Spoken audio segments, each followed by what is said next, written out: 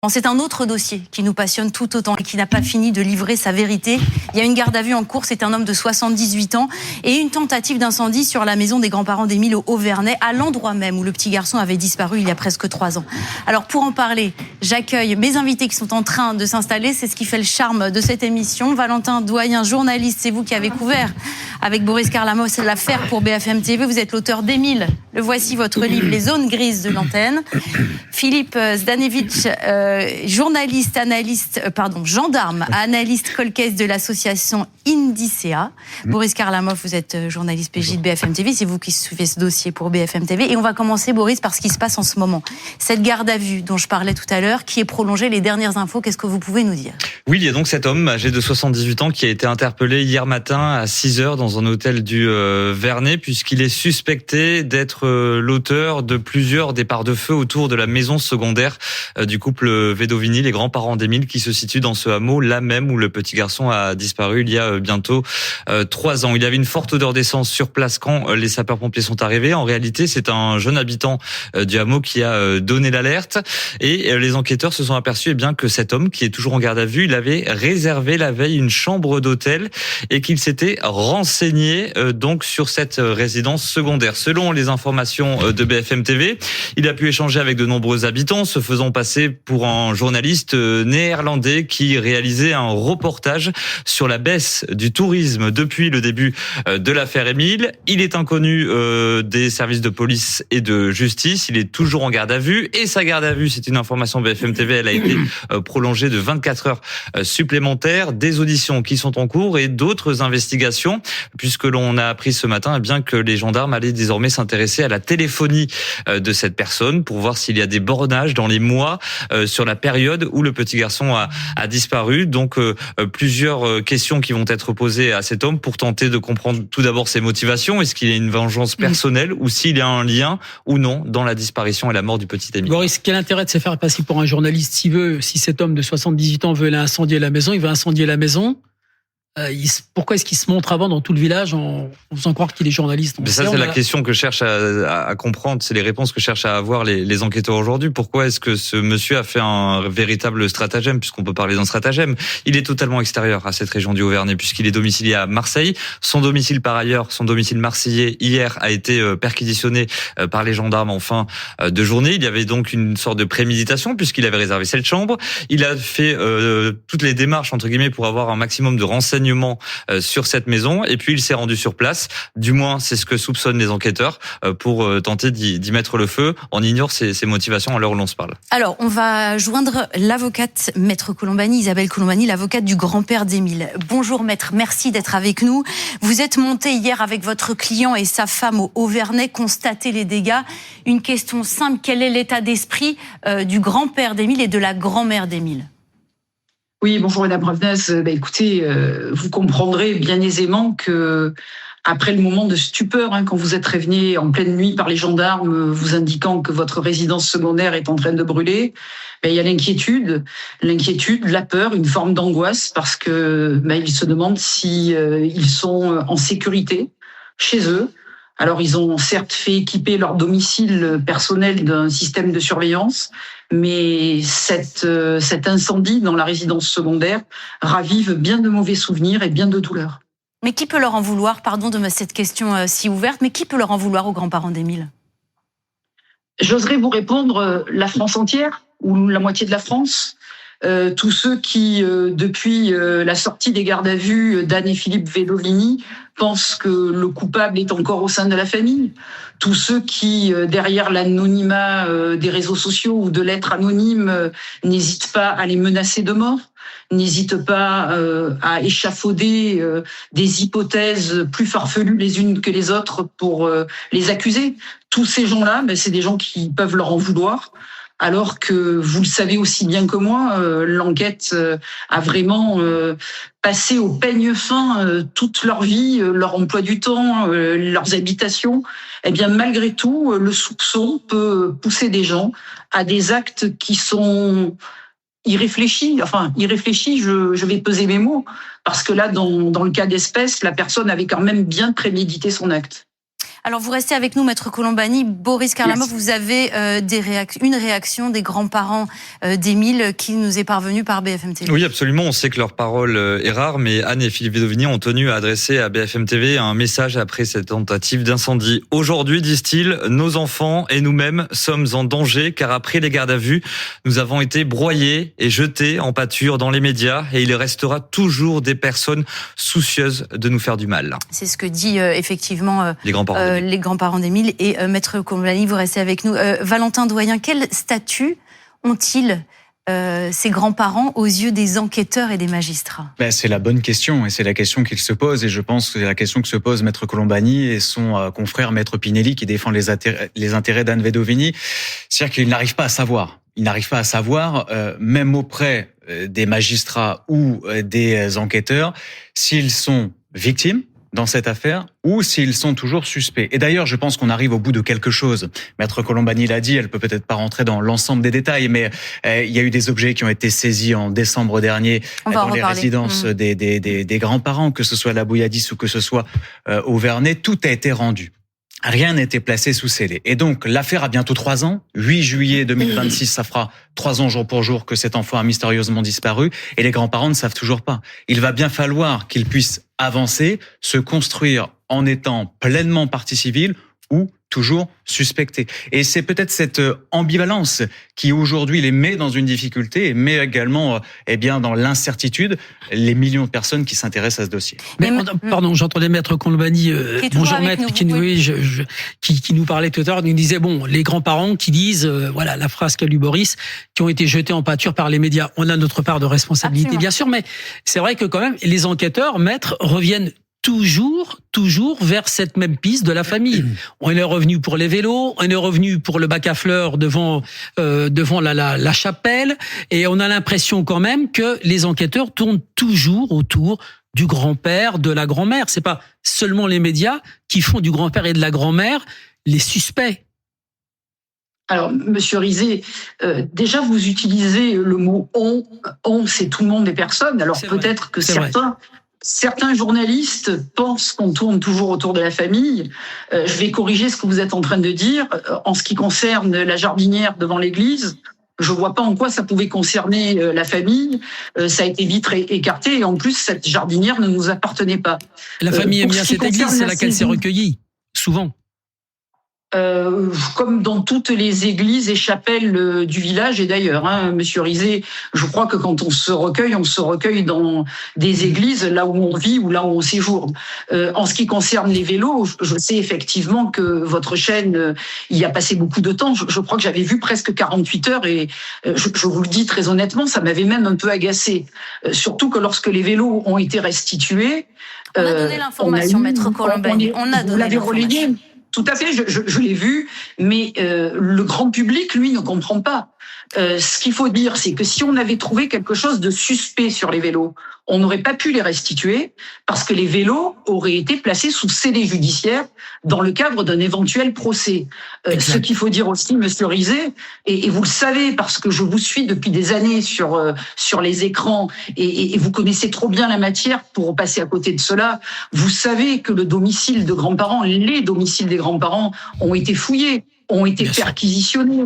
Je ne vais pas aller plus loin parce que je suis tenue par le secret de l'instruction, mais même d'autres choses ont été effectuées et on sait très bien qu'il n'y a plus aucun doute sur ces objets qui ont été restitués, sur leur domicile. Et moi, ce que j'ai dit à mes clients, j'ai dit heureusement que cet incendie n'est pas arrivé avant qu'on fasse toutes ces opérations chez vous, parce qu'on aurait trouvé quelques personnes un petit peu chagrines qui auraient peut-être pu sous-entendre que c'est vous qui faisiez brûler votre habitation.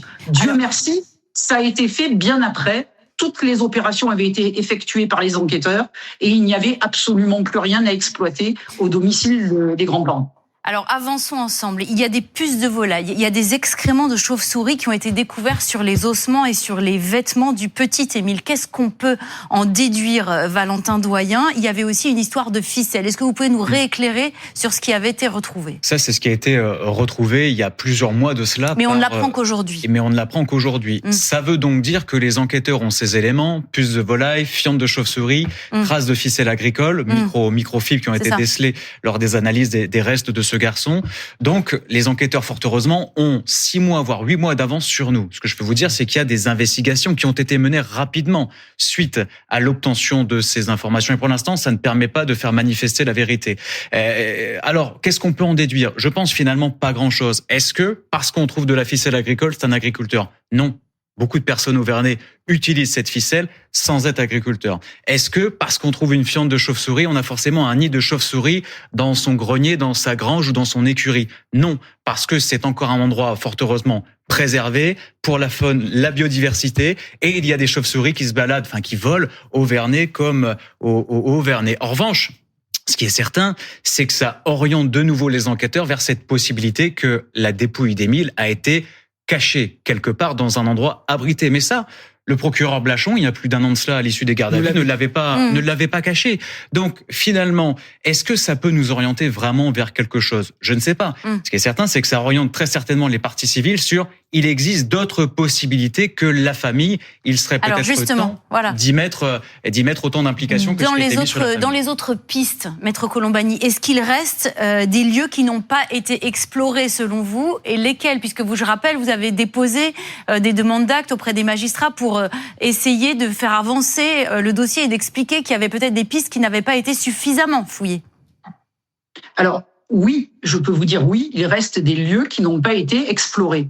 Bien évidemment, cette enquête a été colossale, mais il faut faire la différence entre des visites domiciliaires, entre des habitations, des granges, des hangars qui ont pu être ouvertes pour faire des recherches particulières et notamment chercher un enfant qui était vivant dans les premiers jours de sa disparition.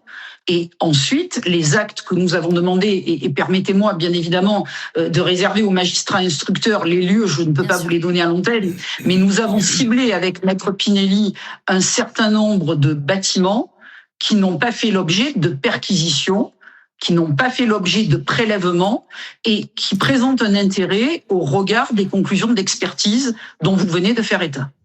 Alors avec nous également le général Daoust qui est en direct avec nous. On le rappelle, directeur du centre de recherche patron de l'IRCGN, l'Institut de recherche criminelle. De l'IRCGN, voilà, je suis en train de m'y perdre. Merci d'être avec nous, général Daoust. J'ai une question. Il y a plus de 100 prélèvements ADN qui ont été réalisés ces derniers mois. Sur qui? Pourquoi? Et vous qui connaissez un peu les labos, quand peut-on attendre ces résultats et que peut-on finalement déduire de ce retour des prélèvements quand on les aura? Alors, les prélèvements, c'est ce qu'on appelle un prélèvement massif d'ADN sur une population donnée. La population, on sait que c'est la population du Haut-Vernet, plus tous les touristes qui ont été ciblés et identifiés pendant la période de la disparition du petit Émile. Donc, ces prélèvements sont faits, il y en a plus d'une centaine. Une centaine de prélèvements, il faut 24 heures pour avoir les résultats de chaque personne. Mais la difficulté pour l'expert qui va devoir déterminer à qui ça correspond, c'est surtout à qui ça correspond avec le ou les ADN qui ont été retrouvés sur les restes d'Émile. Et on sait que ce sont des ADN partiels, c'est-à-dire que au lieu d'avoir un ADN, un profil complet qui est comparable en quelques secondes, eh bien un ADN partiel, ça peut demander plusieurs semaines pour essayer de le rapprocher. C'est-à-dire que, je vais vous donner un exemple, vous avez 15 chromosomes sur lesquels on va faire l'analyse. Sur chaque chromosome, on relève 2 allèles, c'est-à-dire un code génétique de la maman et un code génétique du papa. Très bien, ça fait 30 possibilités de comparaison. Quand vous avez un ADN complet, on le voit tout de suite. Quand vous avez un ADN partiel qui porte par exemple sur seulement 10 allèles, eh bien 10 allèles, vous allez retrouver ces allèles en commun dans une partie de la population sans que vous puissiez dire qui est qui. Donc la difficulté pour l'expert... Pour traduire, ça va prendre quand même un certain nombre de temps, Exactement. Quelques semaines, voire quelques mois. Valentin Doyen, vous voulez rajouter quelque chose sur ces prélèvements ADN ? On se focalise sur cette trace ADN étrangère qui a été retrouvée sur les vêtements du petit garçon. Or, ce qui intéresse le plus aujourd'hui les enquêteurs, et je vais vous faire une confidence dans un instant, c'est surtout ces ADN qui ont été découverts sur les enveloppes et les lettres anonymes qui ont été envoyées ces derniers mois aux grands-parents, à la section de recherche de Marseille et aux magistrats. 99,9% de ces courriers vont à la poubelle. Pour autant, il reste un faible pourcentage qui là intéresse. Il y a quelques semaines de cela, lors des prélèvements ADN, il y a une résidence secondaire du Haut-Vernay, je ne vais pas la citer, mais qui a été convoquée à Marseille, justement pour donner son ADN. Et face à elle, elle avait le directeur d'enquête, qui travaille depuis maintenant 3 ans sur ce dossier, presque 3 ans sur ce dossier. Et donc, ils ont échangé. Elle comprenait pas pourquoi elle devait donner son ADN, mais elle y est allée parce qu'elle était convoquée. Et là, elle a demandé, mais pourquoi ? Est-ce que c'est parce que vous pensez trouver le receleur ou la receleuse ? Et là, il lui a dit, non, ça nous intéresse, oui, mais il y a aussi ces lettres, ces courriers qui nous intéressent toujours. On aimerait bien un jour savoir qui envoie ces courriers avec des informations. Mais il peut y avoir un ou plusieurs corbeaux, on est d'accord. Il peut y avoir un ou plusieurs corbeaux. Alors, moi, j'ai posé la question, notamment au procureur Blachon. Je lui ai dit, est-ce qu'on peut parler de corbeaux ? Il a dit non, puisque dans ces documents, il ne semble pas y avoir d'accusation. Voilà. Il semble avoir des informations précises. Et peut-être que Maître Colombani, s'il est toujours avec nous, pourrait nous éclairer là-dessus, mais il semble qu'il y a des courriers qui sont très intéressants et qui ont mené à des investigations, notamment au cœur du hameau du Haut-Vernay. Maître Colombani, vous pouvez nous éclairer ? Oui, alors effectivement, et là encore, pardonnez-moi, je ne peux pas tout vous dire, mais il y a différents types de courriers qui arrivent. Nous, les grands-parents, donc les époux védovignans reçoivent, on les transfère à la SR, mais peut-être que les courriers les plus intéressants sont ceux que la SR de Marseille et la magistrate reçoivent. Parce que là, effectivement, dans ces courriers, comme Monsieur Doyen vient de vous le dire, il y a des éléments précis qui sont donnés et non pas forcément que des menaces de mort, loin de là, mais des hypothèses sur la mort d'Émile, des hypothèses peut-être sur le lieu où il a pu être tué, où il a pu être enlevé, par qui il a pu être agressé. Et c'est sur ces hypothèses-là que les enquêteurs vont pouvoir travailler. Et effectivement, si on retrouve l'auteur de la lettre anonyme grâce à cette recherche ADN, ça pourra peut-être, on pourra envisager derrière un placement, pour le moins en audition libre, mais je pense même en garde à vue, pour savoir pourquoi et comment ces courriers ont été adressés. Philippe Stankiewicz, j'écoute ce que nous disait tout à l'heure Maître Colombani, qui nous disait voilà, il y a des endroits qui n'ont pas été fouillés, qui n'ont pas été visités, qui sont encore inexploités par les enquêteurs. Vous êtes un ancien gendarme, on va pas poser la question à François Daoust, mais comment se fait-il que les gendarmes n'aient pas tout inspecté ? C'est quand même pas Paris, le Haut-Vernay. On a vite fait le tour des bâtiments, non ? Ça, normalement, oui. C'est la procédure qui veut, dans l'orientation de l'enquête, comment c'est donné, comment c'est dit, comment on avance. Alors, il est évident qu'on va pas négliger, mais on va plutôt s'orienter sur des possibilités, par exemple, où ont été stockés les vélos. Là, on va s'orienter maintenant, justement, sur les déchets des gallinacés, par exemple. Tout ça, on va essayer de trouver un endroit où le petit Émile était entreposé. Ces ficelles auraient pu servir aussi pour recouvrir, etc. Donc, mais il est évident que on peut pas tout perquisitionner et tout vérifier. Par contre, oui, il y a des endroits où il faut s'attacher plus que d'autres. Il faut que ce soit dans un cadre légal, par ailleurs. Aussi, parce qu'on peut pas. Il faut tout dépend comment l'enquête s'oriente, comment la procédure est faite. On va évidemment qu'on va négliger, non pas négliger, mais isoler à un coin et profiter à un autre. Barnabé, notre chef d'édition, nous souffle à l'oreille. Est-ce que les gendarmes peuvent aller partout ? Par exemple, voilà, ça, au Vernay, Émile a disparu. Ce que les gendarmes peuvent dire, on arrive, on ouvre les portes, et on va fouiller partout. On ouvre les armoires, on cherche partout. Ils ont le droit de le faire. Ça rentre dans le cadre d'une perquisition. Et donc, donc il faut un cadre légal. Il faut un cadre légal. Non, mais quand il a disparu, est-ce qu'ils ont le droit d'aller ouvrir toutes les portes, d'entrer chez les gens en disant, un petit garçon a disparu, on va visiter votre maison. On rentre dans le cadre d'une visite domiciliaire. C'est-à-dire qu'on rentre pour voir sans rien prendre, sans rien retourner. Mais on fouille partout. On fouille pas. On rentre, on regarde. Mais en aucun cas, si on commence à fouiller, ça devient une perquisition. Si on commence Donc on cherche pas vraiment, quoi. On cherche avec les moyens d'enquête. On cherche comme on peut. On cherche du regard. Dans le système de recherche de personnes ou d'enfants disparus. Oui, on essaye de cibler, mais c'est inquiétant, non ? C'est pas inquiétant de voir. Il y a quand même mais le cadre légal, c'est important. Le droit de propriété est important. On ne peut pas faire n'importe quoi chez quelqu'un. Il y a on peut pas entendre. Vous comprenez bien qu'on peut pas entendre cette réponse. Un petit garçon a disparu. Il a 2 ans et demi. On le cherche dans un village. Et on peut pas avoir cette réponse. Il y a un cadre légal. On fouille partout. On le cherche, cet enfant. Tout ce qui a été fait a été mis en œuvre. Les recherches, les battus, le génie. La preuve que non, puisque Maître Colombani nous dit que tout n'a pas été fouillé. Parce qu'il y a d'autres pistes extérieures à la famille qu'elle, à son sens, devraient être explorées. Je regarde le sous-titre de votre livre, Valentin, les zones grises de l'enquête. Je me souviens qu'on a fait un podcast ensemble et que vous m'avez raconté qu'on s'était beaucoup, nous, focalisés sur ces chiens, vous savez, qui avaient pisté et qui avaient stoppé, qui avaient marqué l'arrêt devant le lavoir. Mais est-ce qu'il n'y a pas d'autres endroits ? Vous m'aviez évoqué également l'endroit d'une cabane où ce petit garçon aimait jouer. Alors, c'est ça aussi les autres lieux ? Bah oui, entre autres, mais moi, 20 mois après le début de cette affaire, alors que je travaillais dessus presque quotidiennement, j'ai appris que les chiens n'avaient pas marqué au lavoir. Alors, ils sont marqués où ? Ils ont marqué là où ils se sont le plus excités, c'est au niveau de cette cabane située au nord du hameau, sur la crête, là où Émile s'était rendu le matin avec ses oncles et ses tantes, là où il aimait jouer. Et plusieurs témoins m'ont dit que c'est à cet endroit que les chiens étaient surexcités, qu'ils faisaient des bonds de plusieurs mètres. Et il n'y a rien d'étonnant à cela, puisque tout le monde a déclaré que l'enfant s'y était rendu le matin pour en profiter. Mais pour autant, il y a quand même ces 2 témoins oculaires qui voient l'enfant descendre en direction du lavoir et en direction du clapier. C'est pour ça qu'il y a un immense point d'interrogation et qu'il y a des zones grises encore. Près de 3 ans après les faits, il y a que la moitié du crâne de cet enfant qui a été retrouvé. On ne sait toujours pas précisément où il s'est volatilisé, où il a été tué, où il a été caché. On ne connaît que l'endroit où la moitié d'un crâne et quelques vêtements ont été retrouvés. Il y aurait jusqu'à 4 biotopes.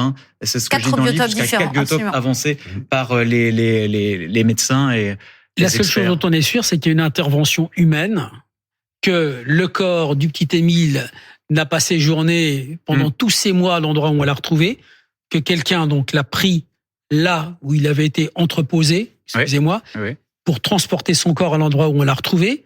On sait qu'il ne porte pas les vêtements qu'il portait le jour où il a disparu. Les lambeaux de vêtements. Les vêtements retrouvés, ce sont les vêtements qui portent le. Oui, mais ils sont pliés, pardon. Ils sont suffisamment pliés pour qu'on se dise qu'il n'a pas forcément été conservé dans ses vêtements. Et puis son t-shirt, l'analyse de son t-shirt prouve qu'il ne s'est pas décomposé. Expliquez-nous ça. Alors, les vêtements qu'on retrouve sur lui, c'est quoi ? C'est les vêtements qu'il avait le jour où il a disparu ? Oui, c'est les vêtements qu'il avait le jour de sa disparition. Ça, il n'y a pas de problème. Ils sont manquants. Il manque les chaussettes, il manque les lacets aux chaussures, il manque également le short. Seule la culotte, son slip d'enfant, le t-shirt et les chaussures sans lacets ont été retrouvés. Et dans son t-shirt, il n'y a pas de décomposition. Ça veut dire qu'il lui a été retiré peu de temps avant sa mort ou après.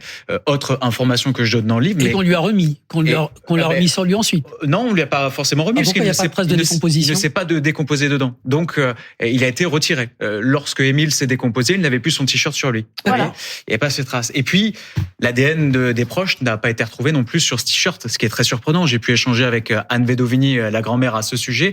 Elle me dit qu'elle a manipulé son petit-fils, ne serait-ce que pour le mettre dans la voiture la veille, ne serait-ce que pour lui mettre la ceinture. Enfin, logique. Donc, il y a l'hypothèse que ce vêtement a peut-être été nettoyé pour enlever un maximum de traces. Alors, Général Daoust, vous êtes toujours avec nous avec tous ces éléments qu'on a mis un peu sur la table. Vers quoi on peut s'orienter vers la suite ? Est-ce que la science, je fais appel à votre côté scientifique, est-ce que la science va pouvoir nous aider dans cette enquête ? Est-ce qu'on saura jamais la vérité ? Alors que, comme le disait Valentin tout à l'heure, oui, les enquêteurs ont plusieurs mois d'avance par rapport à tout ce que le biotope et la biocénose, c'est-à-dire tout ce qui constitue cet écosystème et les différents écosystèmes du lieu où il y a eu le drame, du lieu où le corps a été caché, du lieu où le corps les restes ont été retrouvés, eh bien, leur permettent de s'orienter vers différents autres lieux, mais avec bien sûr la recherche plus élargie. On parlait des lettres anonymes tout à l'heure. Effectivement, c'est chercher une personne et un témoignage supplémentaire qui va orienter sur un des 3 lieux, voire les 3, voire sur qui a pu interférer et créer ce drame. Donc tout est ouvert actuellement. Je rassure quand même Dominique en disant on peut pas rentrer, on peut pas fouiller. Non, on peut pas fouiller, mais lors de la recherche d'Émile avaient été ouverts les armoires, les congélateurs, les frigos, les caves et les greniers avec l'autorisation des personnes qui étaient à l'intérieur. Donc on voit qu'on a quand même des capacités pour avancer, et en tout cas c'est la science là est un point focal sur lequel s'appuient les enquêteurs. Merci beaucoup, Général Daoust. Maître Colombani, même question. Qu'est-ce qu'on peut souhaiter à vos clients? Et saura-t-on jamais, puisque c'est une obsession, mais une saine obsession, qui a tué Émile?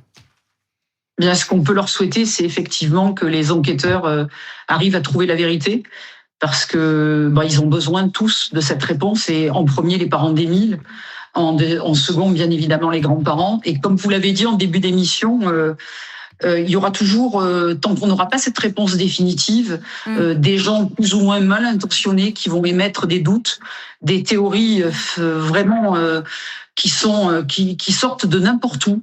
Il faut les accuser, il faut les stigmatiser, il faut les montrer du doigt. Et en plus, aujourd'hui, on les met en danger. Et je voulais vous remercier pour cette émission, parce que j'espère que de l'entendre, ça va aussi calmer un petit peu les ardeurs de chacun, de beaucoup de personnes qui, notamment sur les réseaux sociaux, font preuve d'une violence inouïe. Merci à vous. Merci, Maître, d'avoir été avec nous. Valentin Doyen, vous voulez rajouter quelque chose? Oui, juste pour mettre un peu d'eau au moulin de Dominique quand même. À ma connaissance, la maison d'Anne et Philippe Vedovini a été perquisitionnée pour la première fois en décembre dernier. 28 mois après le début. Ce qui nous avait surpris, parce qu'on s'était demandé s'il ne l'avait pas fait dans la foulée. Effectivement, non. On le rappelle, il y a 3 vélos qui avaient été saisis. Et des outils. Les vélos et des outils qui avaient permis aux grands-pères et aux oncles de travailler cette cabane et de construire le paddock. La plus grosse des perquisitions a été menée 28 mois après le début de l'affaire. Donc, c'est logique aussi que les parties civiles et que le grand public se posent des questions. Est-ce que tout a été fait, bien fait? Est-ce que la vérité se manifestera? Je l'espère. On retiendra, merci à tous les 3 d'être venus avec nous, on retiendra donc cette garde à vue extérieure à la famille Boris qui est toujours en cours dans la région à Barcelonnette. Ces 5 départs de feu et l'attente des grands-parents, comme tous les acteurs de ce dossier qui cherchent la vérité dans cette énigme criminelle. Je rappelle votre livre, Valentin Doyen, Émile, les zones grises de l'enquête, publié chez Fayard. Merci absolument d'être venu aujourd'hui avec nous. Merci à toi. Merci surtout, Dominique, de m'avoir accompagné. Je suis tellement content, content qu'on se retrouve. Et on va plus se quitter. Ah non, ça non. Merci. L'affaire suivante, c'est dimanche prochain.